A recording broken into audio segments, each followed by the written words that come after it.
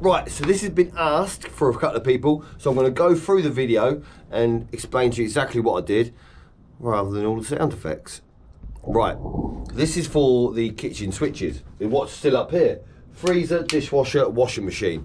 And what I've done here, I'm just marking out what they are once again. Both sides of the cable, both sides of the box, so if anything happens, I know exactly what they are still, because I've wired them in and they're on the ends of the cable. But I'm going to be chopping that cable off.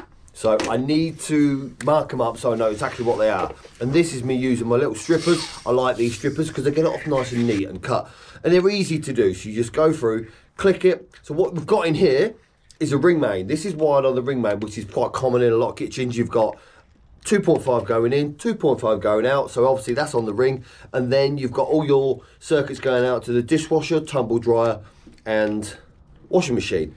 And I know you're going to say, yes, it's not fused then. But on the other end of them, that should be going to a non-switched 13 amp plug, which will be fused in the plug top. So basically you can't take in a 13 amp. At the end of the day anyway, it's the equivalent like a spur. 3 spurs off the ring, which are isolated. So what we're going to do is separate all these up. I know exactly what wires I watch, so I'm just knocking all the lives and neutrals up and getting the earth, sweeping it round in the box, using the depth of the box, using the space, and basically chopping them off. And then I'm also going to do a flying lead to the back of the box. I know a lot of people go, don't need to do a flying lead. It's good practice though, isn't it, guys? Come on, of course it is. It's good practice to do a flying lead, and it earths it all, it's earth with the screws anyway. Yes, I know, but it's nice to do it. And then with that one, I'm going to double it over. The other ones that will go into the Wago, I'm not going to bother doubling it over.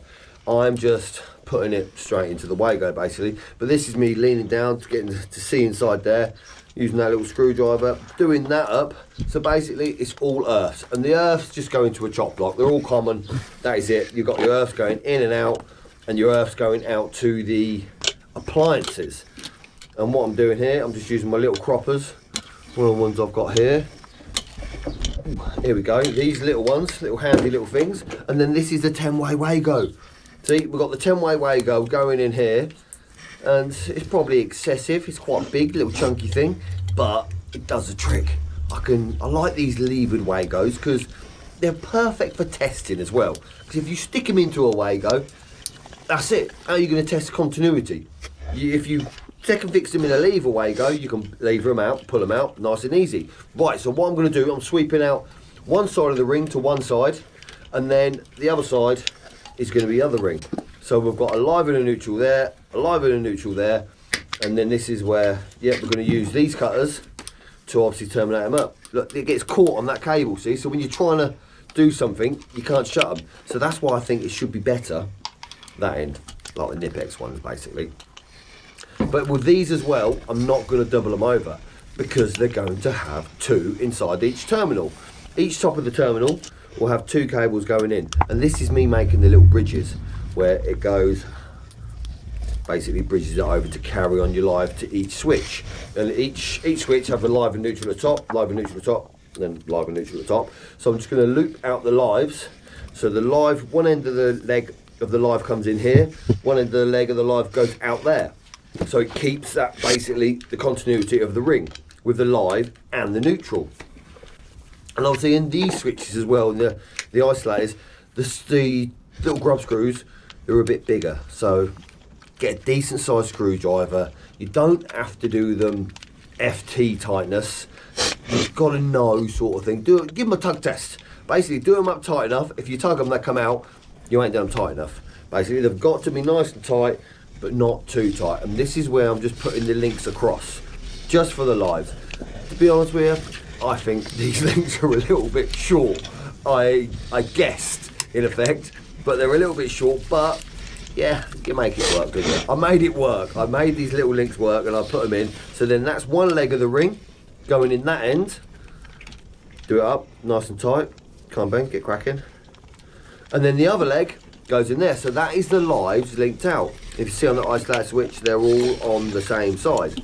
And then now, all I want to do is exactly the same with the neutrals. And you've got to make up that little link that will link the neutrals across as well. You've got the live going in and out, so you just want one link and then another link. So 2 links to go in there. just to keep that continuity of the ring circuit. And I'm using these again, my little cutters there that will just terminate the cable. You can do it with a pair of side cutters, of course you can. You can use whatever tools you're comfortable to use. They do the same bleeding job. It doesn't matter. As long as you do the job well. Doesn't matter what tools you use to do it. But yeah, sometimes you get tools that make your life easier. That's why I use so many different bleeding tools, I think, because they just make my life easier. I know they're doing a good job, because you can get cables. I think this comes down to experience, where you do it too much. So then when you terminate it, it comes off because you've scored the copper.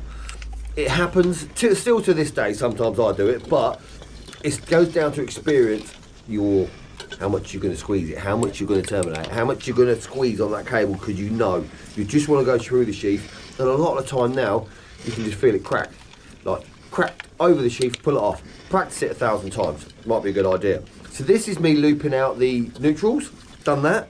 And then now, this is the outgoing. So all these 3 circuits are the outgoing circuits. So that is it, get them nice, have decent size. And then, yeah, a little flick with the cutters, and basically terminate them up. And then these ones as well, I can't remember if I did it, but I should do, double them over. Some reason, with a single core cable, this is a 2.5 cable, but the terminals are bigger on these isolators. So yes, so you double them all over.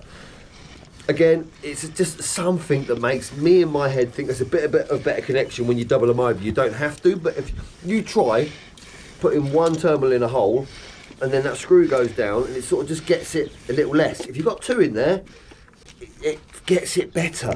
It sort of tightens it on there better, feels a better connection.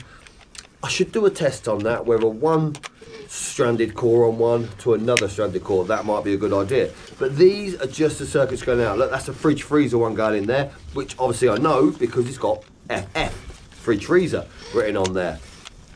And that'll be the first one. And then what you have to do in switches like this as well, they've got them written on there. So that's why I keep turning it over to check what is written on that switch to make sure that I wire them into the right one. And then this one, dishwasher. And I have, yes, it says dishwasher on that one as well. So I've got the dishwasher in the right place. At the end of the day, even if there's a fridge, freezer, dishwasher, washing machine, and the switches are in different places, it doesn't matter. It's how you wire it. As long as that switch does the fridge freezer, that switch does the dishwasher, that one does the washing machine. As long as the switches do what they say on them, it doesn't matter how they're mixed up once they come into the box. You can work it around like that. This is a bit of an OCD scenario, I understand, but it's nice being a bit OCD. I like things being just so. A lot of Sparkies do, let's be honest. And then this is where it goes back, nice and neat, 3.5 screws. It wasn't hard to get back. I did have to squash them in there. Look, if it was, it would be banging out. But it's not, there is enough room in there. It's fantastic. 3 switches, spot on. That's all you needed to do. Second fix, done and dusted. I hope this helps. And that is how to second fix a ring main for your fridge freezer, dishwasher and washing machine.